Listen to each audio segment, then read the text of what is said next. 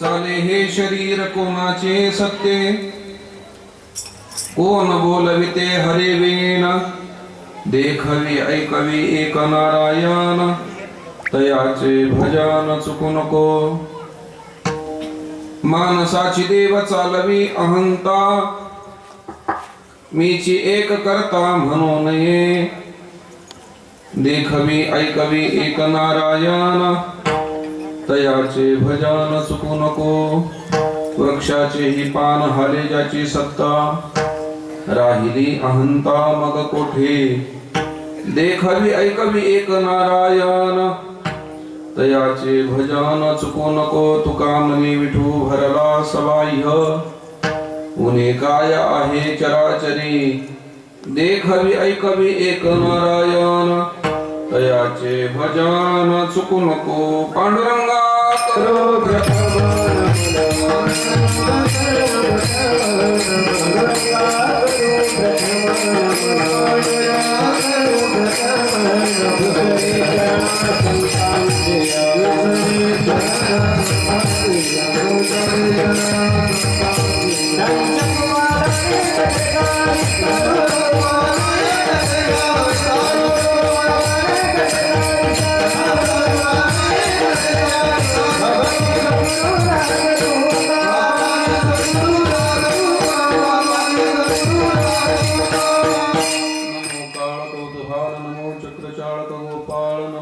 प्रतिपाळ नमो शिव शिवेशा, नमो शिवादि विश्वेशा, नमो रूपाष्टदिशा व्यापका नारायण.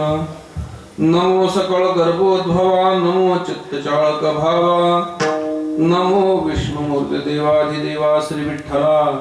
नमामि सद्गुरुं शान्तं सच्चिदानंद विग्रहं, पूर्ण ब्रह्म परानंदं ईशमानंदी वल्लभं. चाले हे शरीर कोणाचे सत्य, कोण बोलविते हरिवीन. देखवी ऐकवी एक नारायण, तयाचे भजन चुकू नको.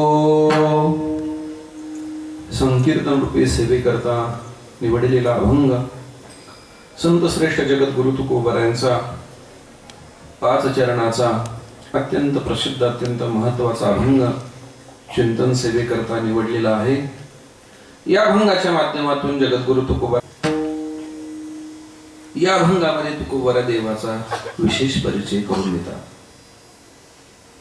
आपल्याला देवाचा परिचय नाही असं नाही आहे. प्रत्येक जण देवाला ओळखतोच. ज्ञानोबा तर याच्या पुढचं बोलतात, देखे मनुष्य जात सकळ, स्वभावताची भजनशील. प्रत्येक जण देवाचं भजन करतोच करतो. हा, त्यांनी मानलेला देव कदाचित भिन्न भिन्न असेल, परंतु प्रत्येक जण देवाचं भजन करतोच. आपल्याला देवाचा परिचय नाही असं नाहीये. अडचण ही आहे की आपल्याला जो देवाचा परिचय आहे ना, तो सामान्य रूपाने आहे.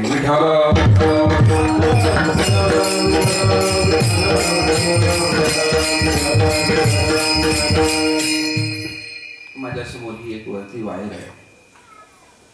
त्या वायर मध्ये वीज आहे का नाही? वायर मध्ये वीज आहे. म्हणून ही वायर घेऊन जर मी अंधार घालवण्याचा प्रयत्न केला तर अंधार जाईल का? मग वीज नाही का? अंधार का जाणार नाही? कारण या वायरीमधील प्रवाहित होणारी जी वीज आहे ती सामान्य रूपाने आहे. आणि नियम असा असतो, नियम असा आहे की जे सामान्य असतं ते उपयोगाचं नसतं, ते विशेष व्हावं लागतं. वायरमध्ये प्रवाहित होणारी वीज ही सामान्य रूपाने आहे, ती अंधार नाही घालू शकत. पण त्याच वायरीला एखादं बल्बाचं उपकरण जर लावलं तर सामान्य असलेली वीज विशेष रूपाने प्रगट होते आणि ती मात्र अंधार घालवते. विठ्ठल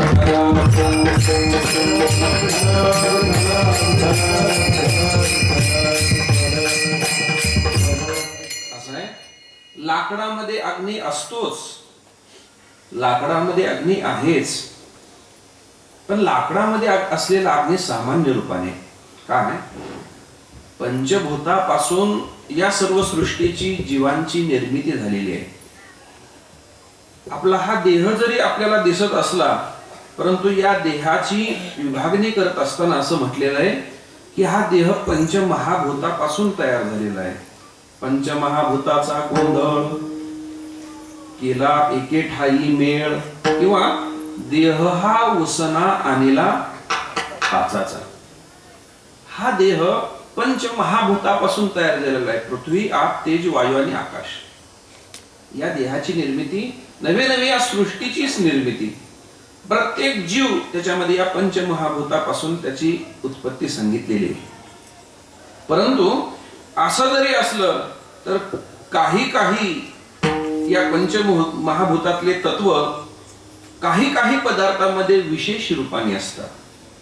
जसं की आपला हा देह पंचमहाभूतापासून निर्माण झालेला आहे, परंतु या देहामध्ये पृथ्वी तत्व विशेषत्वाने राहतं.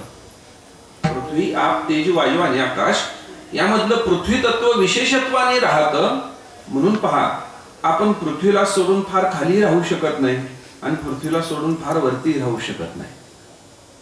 आणि गंमत अशी आहे की जन्मल्यानंतर साहजिकच मुलांना जे माती खाण्याची धाव असते ना, कारण या शरीरामध्ये ते पृथ्वी तत्व असतं, जे तत्व ते आपल्या दुसऱ्या तत्वाकडे धाव घेत असतं.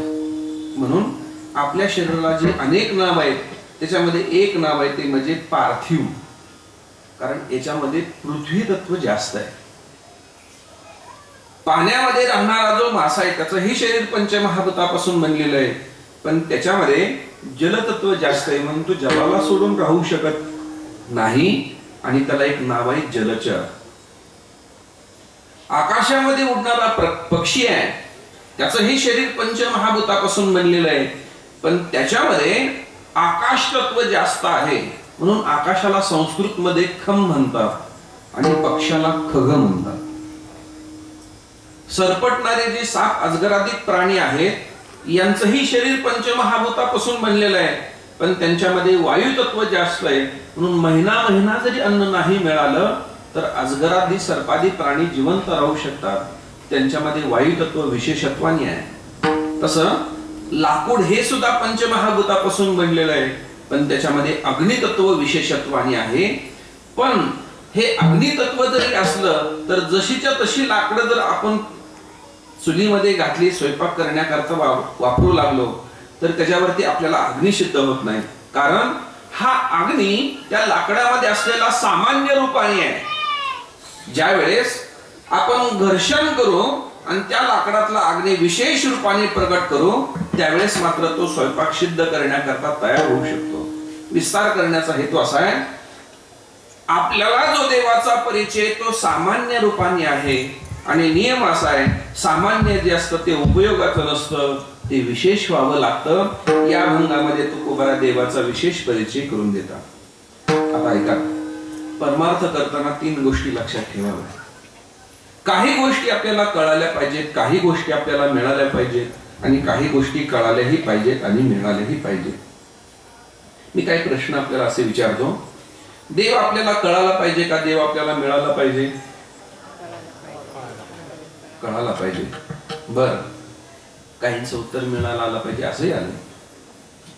तहानलेला मनुष्य आहे, प्रश्नात प्रश्न, तहानलेल्या मनुष्याला पाणी हे कळावं की पाणी पिण्याकरता मिळावं? पाणी कळून तहान जाईल का? H2O हायड्रोजनचे 2 अणू ऑक्सिजनचा 1 अणू मिळून पाणी तयार होतं हे कळून तहान जाणार नाहीये. तहान जाण्याकरता त्याला पाणी मिळालं पाहिजे. तसा माझा पुन्हा प्रश्न असा आहे, देव आपल्याला कळायला पाहिजे का देव आपल्याला मिळाला पाहिजे? आता आवाज कमी झाला आणि संभ्रम निर्माण झाला. कुठून तरी आवाजाला मिळाला पाहिजे. काही हरकत नाही. कधी उत्तर सांगत असताना एक लक्षात ठेवायचं, जिधर जिधर तेरा भाई उधर उधर मेरा भाई. त्या खंडोबा जेजुरीच्या खंडोबाकडे एक म्हण असते म्हणे, जिकडं खोबरं तिकडं चांग भलं म्हणत राहायचं. उत्तर फार सुंदर आणि सोपं आहे. देव आपल्याला कळावा का देव आपल्याला मिळावा? त्याचं उत्तर आहे, देव आपल्याला कळालाच पाहिजे.